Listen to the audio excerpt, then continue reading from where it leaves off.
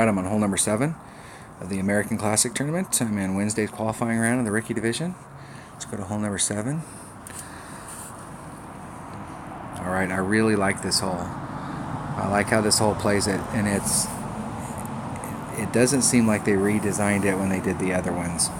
So it's playing pretty. I need to go back and watch the Gridiron Tournament. This hole was in the Gridiron Tournament, and I was just absolutely dead on it.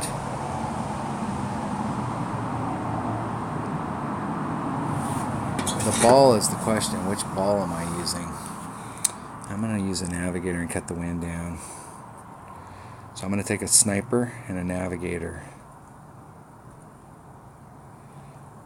And we're going to go for hole in one. Of all the par 3s, I think this one right here is a serious hole-in-one shot. The first par 3 always seems like it's ever since when it first came out, it was a little more hole-in-oneable than it is now.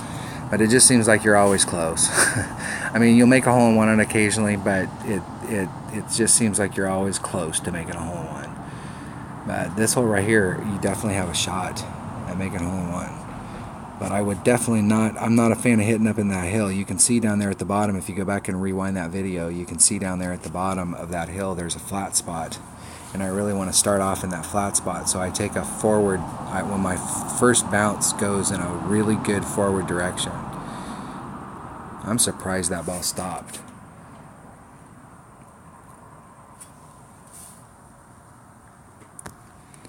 Okay, so I'm going to be down here low. I want to be right where my white rings are wedged.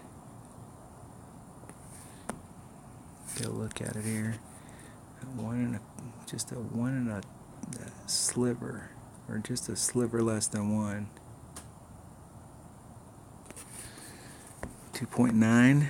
Do a full wind adjustment. 2.9.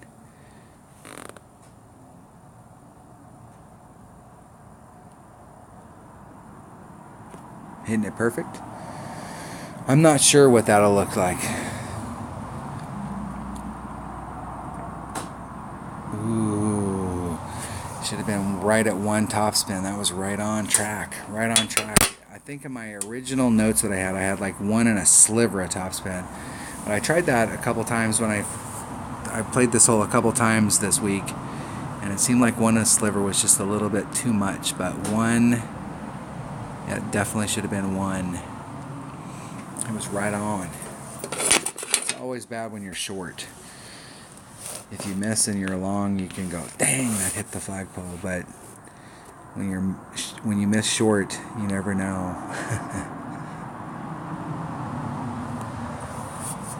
Had a good look at it though. If you go back and you look at my opponent, how when it hits the ground the very first time, that second bounce, what the difference in the bounce looked like between their shot and my shot.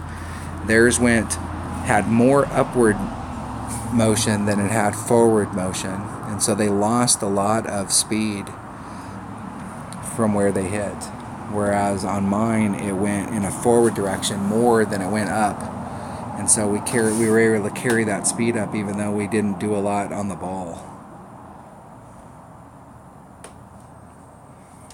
Alright, that was hole number 7 of the American Classic Tournament and Wednesday's qualifying round of the Rookie Division. Thanks for watching.